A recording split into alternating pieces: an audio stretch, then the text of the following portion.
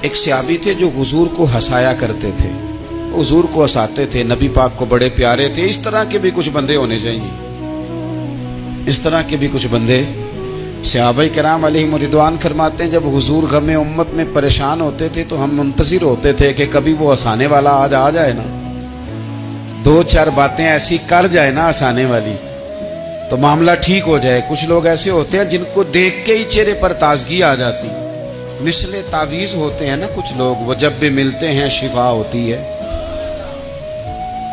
تو یہ حضور کے پاس بیٹھے ہوئے تھے اور ہنسانے والی گفتگو کر رہے تھے، تو نبی پاک بھی ان سے باتیں کرنے لگے۔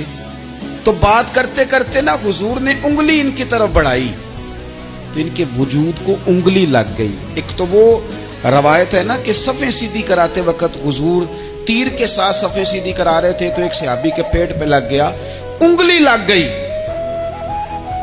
عجیب دیوانے کہنے لگے آپ نے مجھے تکلیف دی ہے، معاذ اللہ انگلی چبھو دی، میں نے تو بدلہ لینا ہے۔ ہمارے ہاں مسئلہ یہ بن گیا ہے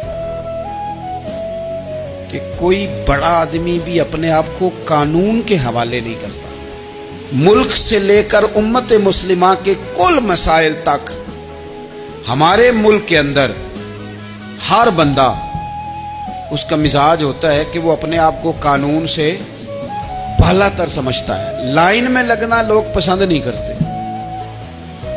یہ ایک بہت بڑا مسئلہ ہے۔ حضور صلی اللہ علیہ وسلم کی انگلی لگ گئی تو کہنے لگے آپ نے تو مجھے تکلیف دی ہے، میں تو بدلہ لوں گا۔ تو حضور نے فرمایا لے لے بدلہ۔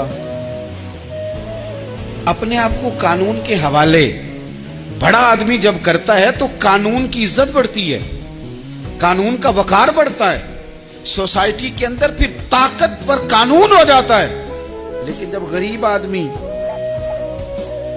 آدمی کے لیے قانون اور ہو اور امیر کے لیے قانون اور ہو تو اصل معاملہ تو قانون کی بالادستی کا ہے، آئین کی پاسداری کا ہے، اصولوں پہ کھڑے ہونے کا ہے۔ تو نبی پاک صلی اللہ تعالی علیہ وسلم سے کہا کہ میں، حضور نے فرمایا لے لو بدلہ۔ یہ حقوق العباد کی نزاکت عرض کر رہا ہوں، لے لو بدلہ۔ انہوں نے کہا جی پیٹ سے کپڑا ہٹائیے، تو حضور نے پیٹ سے کپڑا ہٹا دیا۔ تو بڑے دیوانے آدمی تھے، انہوں نے امت کو بتانا تھا کہ کچھ اس طرح کے رنگ بھی ہوتے ہیں محبت کرنے کے لیے، الٹی ہی چال چلتے ہیں دیوان گانے عشق، آنکھوں کو بند کرتے ہیں دیدار کے لیے۔